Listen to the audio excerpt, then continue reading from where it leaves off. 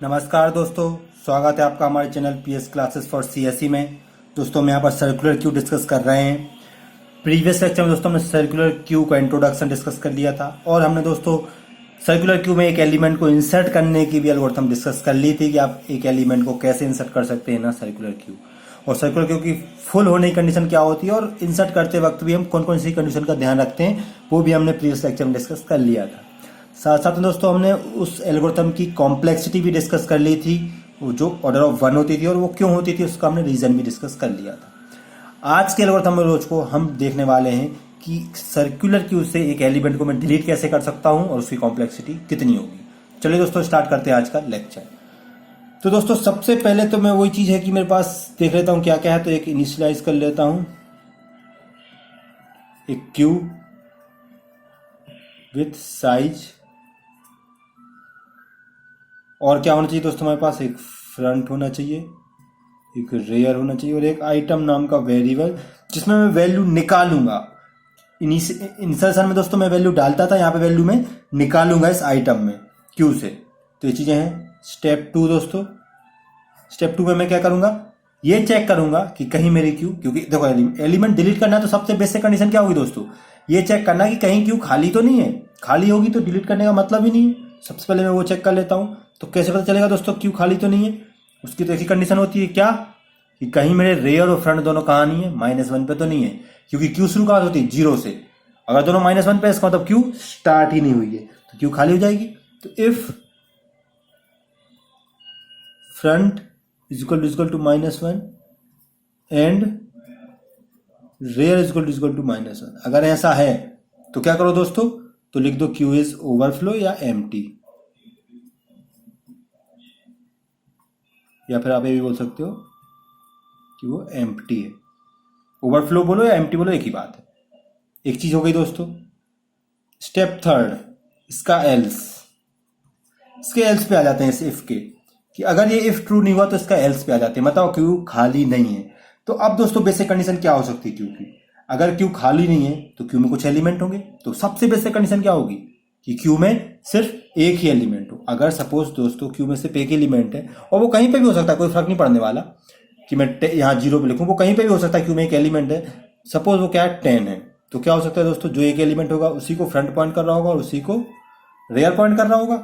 ये तो फिक्स है। तो अगर क्यू में सिर्फ एक ही एलिमेंट है और उसे डिलीट करना है तो उसे डिलीट करने के बाद मैं क्या करूंगा, फ्रंट और रेयर को कहां सेट कर दूंगा, -1 पे। क्यों? क्योंकि एक ही एलिमेंट था वो डिलीट हो गया तो क्यू कैसे हो जाएगी खाली, और क्यू खाली हो तो फ्रंट और रेयर कहां होनी चाहिए दोनों -1 पे। तो मैंने बोला सबसे पहले तो क्या करो, एल्स में इफ चेक कर लो। क्या इफ चेक कर लो कि कहीं मेरी क्यू में एक ही एलिमेंट तो नहीं है। वो कैसे पता चलेगा दोस्तों, वो इससे पता नहीं चलेगा कि फ्रंट और रेयर 0 पे होना चाहिए। ये तो कहीं भी हो सकता है, यहाँ पे भी एक एलिमेंट हो सकता है, यहाँ पे भी। वो कैसे पता चलेगा कि दोनों एक ही इंडेक्स को पॉइंट कर रहे हो, मतलब फ्रंट इज इक्वल टू क्या हो, रेयर।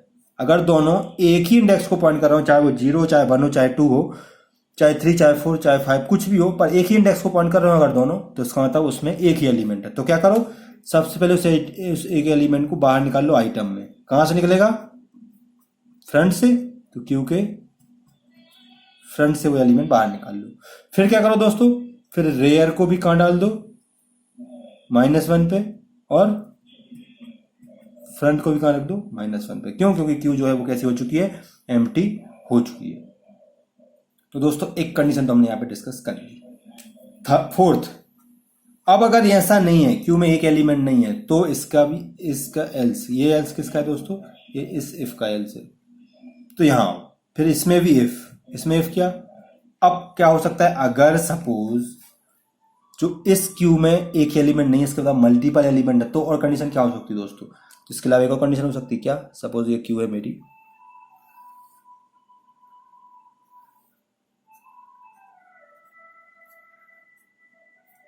सपोज 0 1 2 3 4 5, सपोज ये मेरी क्यू है। तो इसमें दोस्तों क्या हो सकता है, इसमें कुछ ऐसा नहीं हो सकता कि सपोज ये इसमें एक एलिमेंट मैंने इंसर्ट करे हैं, सपोज ये क्या करा है, एक और एलिमेंट इंसर्ट किया होगा, तो इस क्यू में सपोज क्या हो गया, 90 हो गया, फिर 30 हो गया, फिर 70 हो गया, फिर 40 हो गया, फिर 60 हो गया। तो रेयर हमारा काम पहुंच गया दोस्तों, यहाँ पहुंच गया। अब मैं क्या कर सकता हूँ, मैं डिलीट करना शुरू करूँ, तो ये डिलीट हो गया था, तो फ्रंट हमारा कहाँ गया था, इधर। अब इसको भी डिलीट कर दूं तो फ्रंट कहाँ पहुंच जाएगा, इधर। इसको भी डिलीट कर दूं तो फ्रंट इधर आ जाएगा। इसको भी डिलीट कर दूं तो फ्रंट यहाँ आ जाएगा। इसको भी डिलीट कर दूं तो फ्रंट कहाँ आ जाएगा दोस्तों, यहाँ आ जाएगा।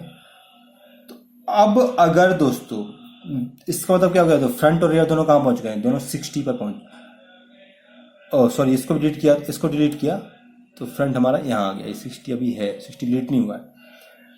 तो दोस्तों अल्टीमेटली हमारे पास जो फ्रंट और रियर दोनों कहाँ आ चुके हैं, दोनों के दोनों कहाँ आ चुके हैं, 60 पे आ चुके हैं।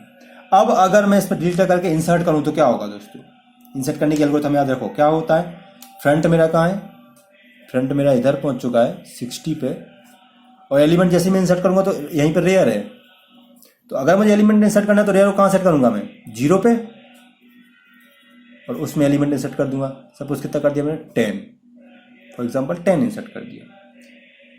अब दोस्तों अगर मुझे अब एलिमेंट फिर डिलीट करना हो तो क्या करना पड़ेगा, क्या मैं फ्रंट को आगे बढ़ा सकता हूं, अभी तक तो मैं आगे बढ़ाते जा रहा था, पहले 0 पे था, फिर 1 पे पहुंचा, फिर 2 पे, फिर 3 पे, फिर 4 पे, तो मैं एलिमेंट को डिलीट कर रहा था और फ्रंट आगे बढ़ा रहा था, ये कर रहा था। पर अब क्या फ्रंट को आगे बढ़ा सकता हूं मैं, जी नहीं। फ्रंट अब कहाँ है मेरा, 5 पे, अगर आगे बढ़ाऊंगा तो कहाँ पहुंच जाएगा, 6 पे, और 6 तो कोई इंडेक्स है ही नहीं हमारी क्यू में। तो अगर मेरा फ्रंट जो है वो साइज -1 पे पहुंच गया तो मुझे क्या करना है, तो मुझे फ्रंट को कहाँ लाना है, डिलीट करने के पहले बाद 0 पर, वही जो हम रेयर में करते थे। रेयर कहीं हो उससे फर्क नहीं पड़ने वाला। तो इसका मतलब मैं यहाँ पे सिर्फ क्या चेक करूंगा कि इफ फ्रंट कहाँ है मेरा, इक्वल टू कहाँ है, साइज -1 पे। अगर मेरा फ्रंट जो है वो कहाँ है, साइज -1 पे है, तो मैंने बोला तो क्या कर दो, तो फ्रंट को कहाँ ले आओ, तो पहले तो आइटम निकाल लो उसके अंदर से। तो आइटम निकाल लिया मैंने कहाँ से, क्यू के फ्रंट से। और फिर क्या करो दोस्तों, फिर फ्रंट को आगे मत बढ़ाओ, क्योंकि आगे बढ़ाओगे तो 5 से वो कहाँ पहुंच जाएगा, 6 पे। फिर क्या करो, फ्रंट को कहाँ ले आओ,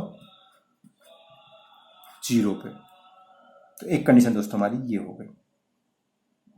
अब इसके अलावा दोस्तों क्या हो सकता है, तो इसके अलावा हमारा एक अगला स्टेप 5। अब वो क्या हो सकता है दोस्तों, 5 इस वाले इफ का एल्स, कि अगर ये कंडीशन भी ट्रू नहीं हुई, ये कंडीशन भी ट्रू नहीं हुई, मतलब अब हम कहां पे हैं, हम नॉर्मल सिचुएशन पे हैं। मतलब अब हमारे फ्रंट में जो है वो क्या है, जो हमारा फ्रंट है वो कहीं नॉर्मल पे है।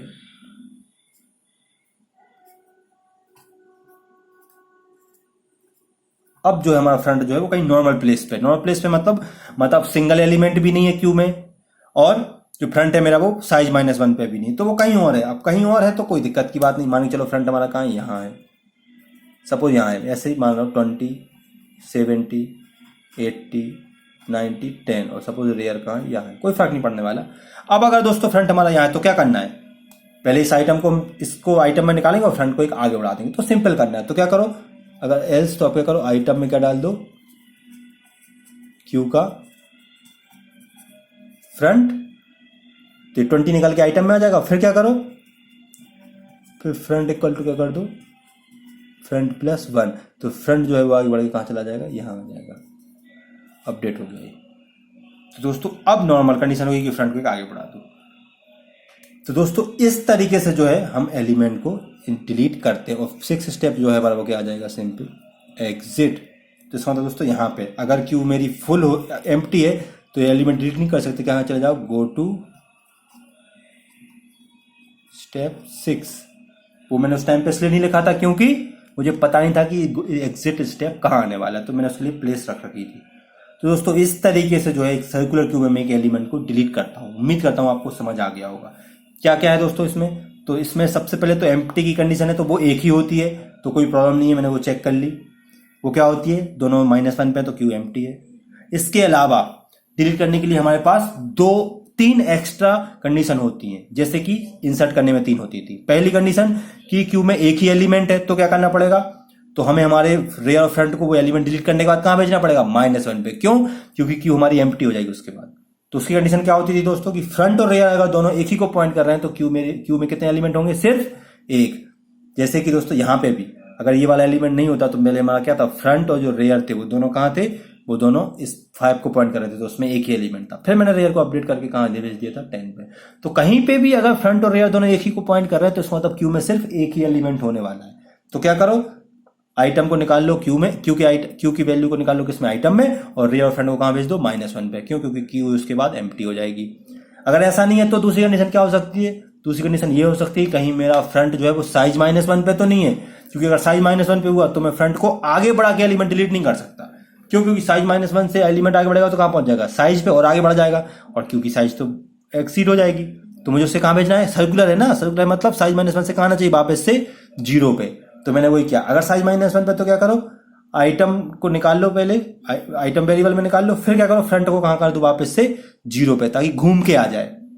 और अगर ये कंडीशन भी ट्रू नहीं तो फिर सिंपल है, क्या करो, पहले फ्रंट को आगे बढ़ाओ, पहले क्या करो, आइटम में क्यू की वैल्यू निकाल लो, और फिर क्या करो, तो सीधा फ्रंट को एक आगे बढ़ा दो, और 6 क्या हो जाओ, एग्जिट हो जाओ। तो दोस्तों बहुत इजी एल्गोरिथम है, उम्मीद करता हूं आपको क्लियर हुई होगी।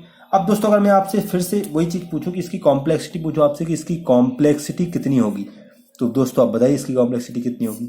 वही चीज है, इस पूरी एल्गोरिथम में क्या आपको कहीं पर भी लूप लगाना पड़ा एलिमेंट को ट्रेवर्स करने के लिए, लास्ट एलिमेंट तक पहुंचने के लिए या फर्स्ट एलिमेंट तक पहुंचने के लिए, कहीं पे भी क्या आपको लूप लगाना पड़ा, कहीं नहीं लगाना पड़ा। हर जगह जो है हमारा सिंगल इंस्ट्रक्शन से काम हो गया। तो इसका मतलब कहीं पर भी जो मेरी एल्गोरिथम जो है वो number of element already queue में कितने प्रेजेंट है उस पर डिपेंड नहीं करती है।